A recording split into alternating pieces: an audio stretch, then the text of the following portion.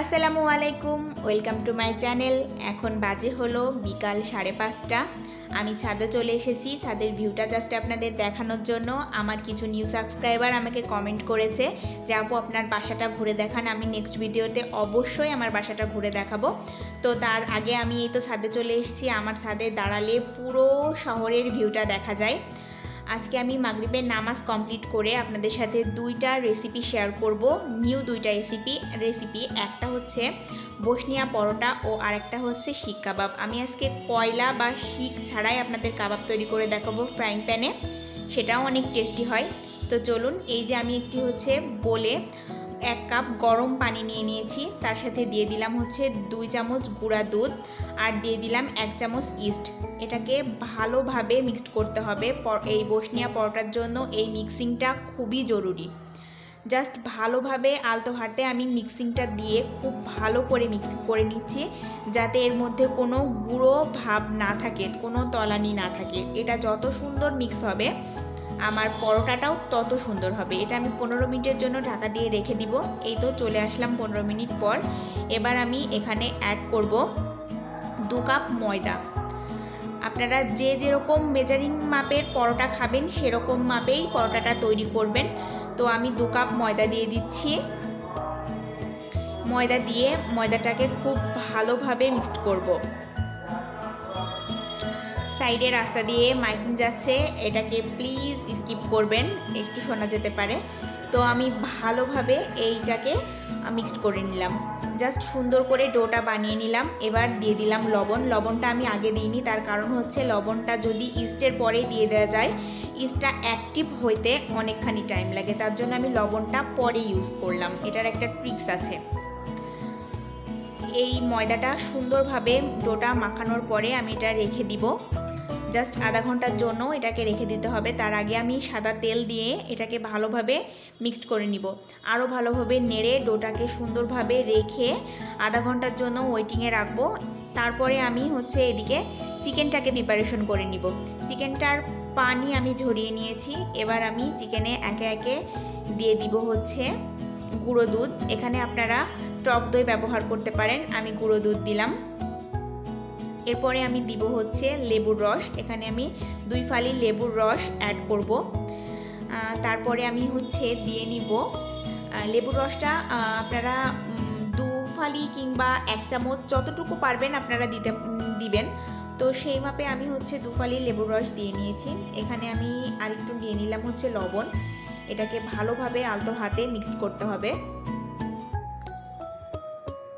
সুন্দরভাবে মিক্সড করতে থাকবো। যেহেতু আমি আজকে দুইটা রেসিপি আপনাদের সাথে শেয়ার করতে যাচ্ছি, ভিডিওটা একটু বড় হয়েছে, আপনারা একটু ধৈর্য ধরে ভিডিওটা দেখবেন, আশা করি আপনাদের ভালো লাগবে। তো এ পর্যায়ে আমি অ্যাড করে নিচ্ছি হচ্ছে শুকনো মরিচের গুঁড়া। 2 চামচ শুকনো মরিচের গুঁড়া অ্যাড করব। যে যেরকম ঝাল খাবেন সেরকম মাপেই কাবাবটা তৈরি করবেন। আমি 2 চামচ মরিচের গুঁড়া দিয়ে নিয়েছি। এবার আমি দিয়ে দিব হচ্ছে জিরা গুঁড়া। 1 চামচ জিরা গুঁড়া দিব। 2 চামচ মরিচের গুঁড়া এবং 1 চামচ জিরা গুঁড়া দিয়েছি। আর দিয়ে দিলাম 1 চামচ হচ্ছে মশলার গুঁড়া, দারচিনি গুঁড়া যেটা থাকে সেটা। আর দিয়ে দিলাম 1 চামচ রসুন বাটা আর 1 চামচ আদা বাটা। এবার আমি এটাকে সুন্দরভাবে হাত দিয়ে মিক্স করতে থাকবো। জাস্ট ম্যারিনেশনটা যত ভালো হবে তত সুন্দর হবে। এখানে আমি আরও দিয়ে দিলাম হচ্ছে 1 চামচ মাস্টার্ড অয়েল। এখানে মাস্টার্ড অয়েলের সাথে আপনারা আরও মানে সাদা তেলও ইউজ করতে পারেন। এটাকে ভালোভাবে আমি মিক্সড করব, আলতো হাতে ভালোভাবে মিক্সড করতে হবে।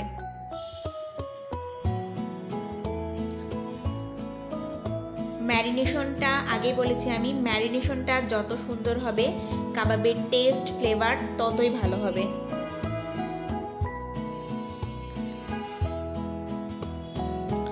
চিকেনটাকে ভালোভাবে ম্যারিনেশন করে আমি এটাকে একটু রেস্টে রাখবো। আর একটুখানি ফুড কালার অ্যাড করলাম, এটা আপনারা স্কিপ করতে পারেন চাইলে। তো আমি জাস্ট কালারটা সুন্দর হওয়ার জন্য আমি একটু ফুড কালার অ্যাড করেছি।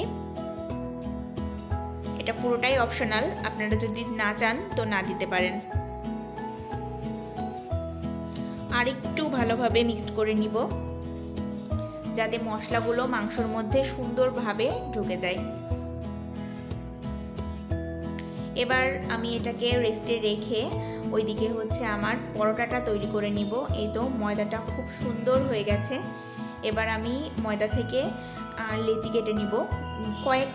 কয়েকটা বসনিয়া পরোটা আমার তৈরি হবে, আমি সে কয়েকটা লেচি এখান থেকে কেটে নিব যাতে আমার বানানোর সময় সুবিধা হয় আর কি। আপনারাও এভাবে করে নিতে পারেন। তো এই তো আমি একটা একটা করে লেচি কেটে নিচ্ছি।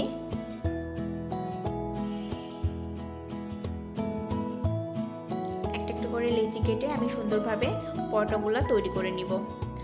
আলতো হাতের উপর হচ্ছে গোল করে নিতে হবে। এটা গোল করতে আলাদা করে তেল আর লাগবে না, কারণ আমি এটাকে রেস্টে রাখার সময় 2 চামচ তেল দিয়ে নিয়েছিলাম।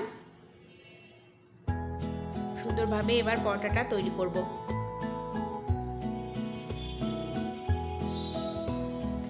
ওইদিকে চিকেনটা রেস্টে আছে। এখানে আমি হচ্ছে ফ্রাইং প্যানে তেল দিয়ে নিচ্ছি। তেলটা একটু বেশি দিতে হবে, কারণ বসনিয়া পরোটাটা পুরোটাই ডুবো তেলে ভাজতে হবে, তাহলে পরোটাটা ফুলবে বেশি এবং সফট হবে। আমি সুন্দর করে গোল গোল করে পরোটাটা তৈরি করে নিচ্ছি।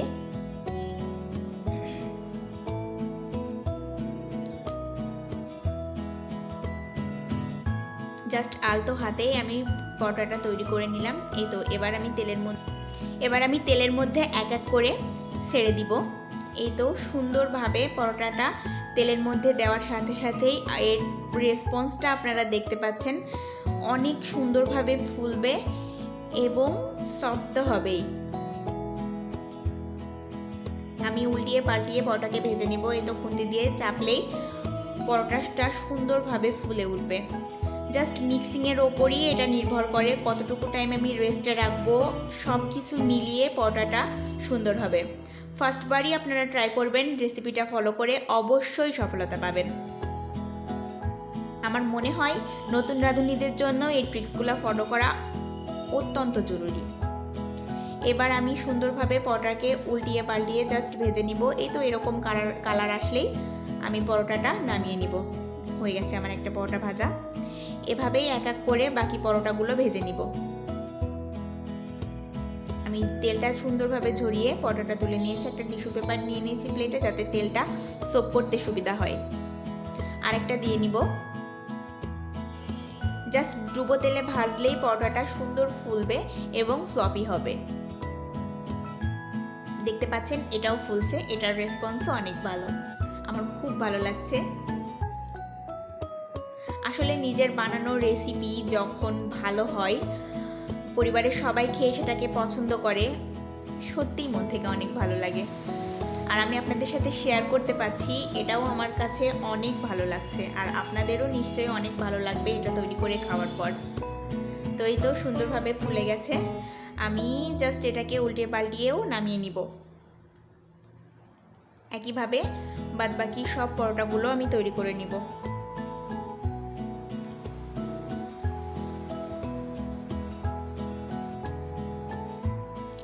আমার পরোটাটা মোটামুটি তৈরি করা কমপ্লিট। ওইদিকে চিকেনটাও ম্যারিনেশন চলছে। আমি ওটার রেসিপি আপনাদের সাথে এখন শেয়ার করব। এবার আমি পরোটাটা নামিয়ে নিব।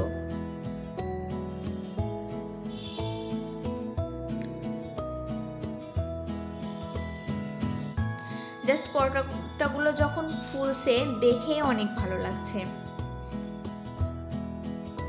আর প্রত্যেকটা পরোটাই এভাবে ফুলবে যদি প্রিপারেশনটা ঠিকঠাক হয়। প্রত্যেকটা প্রিপারেশন যদি ঠিকঠাক হয়, সুন্দরভাবে হয়, ইস্ট দেওয়া, গুঁড়া দুধ দেওয়া, সেগুলো যদি সম্পূর্ণ সুন্দরভাবে হয়, পরোটাটা অবশ্যই ফুলবে। আর রেসিপিটা জাস্ট ফলো করে আপনারা তৈরি করবেন, এটা ভালো হতে বাধ্য। দেখতে পাচ্ছেন সুন্দরভাবে ফুলে গেছে। একটা পরোটা তৈরি করতে আমার 1 মিনিট করে টাইম লাগছে, তার কমও লাগছে, যেহেতু সুন্দরভাবে পরোটাটা ফুলছে। এই তো আমার 3 নম্বর পরোটাটা ভাজাও কমপ্লিট। এবার আমি এটাও নামিয়ে নিচ্ছি। দেখতে পাচ্ছেন কত সুন্দর হয়েছে। আমি এটাকে সার্ভ করে নিয়েছি। পরোটাটা জাস্ট অসাধারণ। এবার আমি ফ্রাই প্যানে তেল দিয়ে নিয়েছি। তেলটা হালকা গরম হতেই আমি চিকেনটাকে ফ্রাই করে নিব। একটা একটা করে চিকেন খুব সাবধানে দিয়ে নিব, কারণ চিকেন ভাজার সময় একটু তেল ছিটকায়। আপনারা খুব সাবধানে চিকেনটাকে ফ্রাই করবেন। এক এক করে আমি চিকেনগুলো দিয়ে নিব।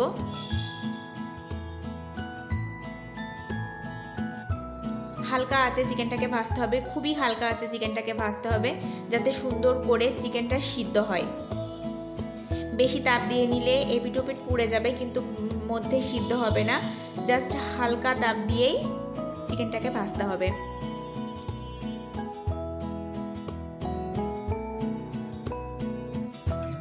আস্তে আস্তে চিকেনগুলা ভেজে নিব। এই যে হালকা হাতে আমি এটাকে উল্টিয়ে নিচ্ছি। একটা পিঠ যখন হয়ে যাবে ডিপ ফ্রাই, তখন এমনি বোঝা যাবে। একটা একটা করে চিকেন আমি উল্টিয়ে সুন্দরভাবে এটাকে ডিপ ফ্রাই করে নিচ্ছি। একটুখানি ঢাকা দিয়ে দিব যাতে সিদ্ধ হতে সুবিধা হয়। এই তো প্রায় অলমোস্ট হয়ে এসছে। একটুখানি চেক করে নিব। এই তো হয়ে গেছে। আমি একটা একটা করে চিকেন ফ্রাই এবার সুন্দরভাবে উঠিয়ে নিব। আমার কাবাবটা অনেক সুন্দরভাবে তৈরি হয়েছে, দেখেই বুঝতে পাচ্ছেন ভিতরটা কত সুন্দর সিদ্ধ হয়েছে। তুলতে যাচ্ছি আমি, এটা দেখে আপনারা বুঝতে পারছেন। বিশেষ কিছু না, জাস্ট ম্যারিনেশন করার পরেই ভাজতে হবে। আমি এখানে সালাদ তৈরি করে নেব। তার জন্য আমি শসা গ্রেট করে নিচ্ছি। একটি গ্রেটার নিয়েছি, শসা গ্রেট করে নিচ্ছি। আর একটি সস তৈরি করব। জাস্ট আমি 3 চামচ মেয়োনিজ নিয়ে নিব। বিশেষ কিছু সসে দিব না, ওখানে শসা গ্রেট করে নিয়েছি। 3 চামচ মেয়োনিজ নিয়ে নিচ্ছি। এবার আমি চিলি সস অ্যাড করব। চিলি সসটা বেশি দিব না, চিলি সস 1 চামচ দিব। ঝালটা সবাই প্রেফার করে না, যে জাস্ট অল্প করেই দিব। আর দিব টমেটো সস। টমেটো সস 1 চামচ দিলাম, 1 চামচ চিলি সস আর 3 চামচ মেয়োনিজ। জাস্ট কালারটা দেখুন, মানে খুব সুন্দর হয়েছে কালারটা। আমার মোটামুটি কাবাব এবং বসনিয়া পরোটা আর সালাদ পুরোপুরি তৈরি। আমি এখানে একটু পেঁয়াজ কেটে নিয়েছি।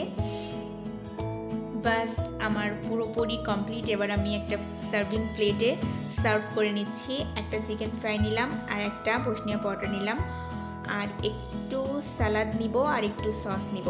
আমি আপনাদেরকে পরোটাটা জাস্ট একটু ছিঁড়ে দেখাবো। আপনারা দেখলেই বুঝতে পারবেন পরোটাটা কত সুন্দর সফট আর ফ্লপি হয়েছে।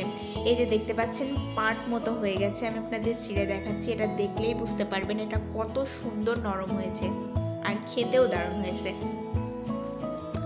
আমি একটু ছিঁড়ে আপনাদের দেখালাম জাস্ট দেখার জন্য।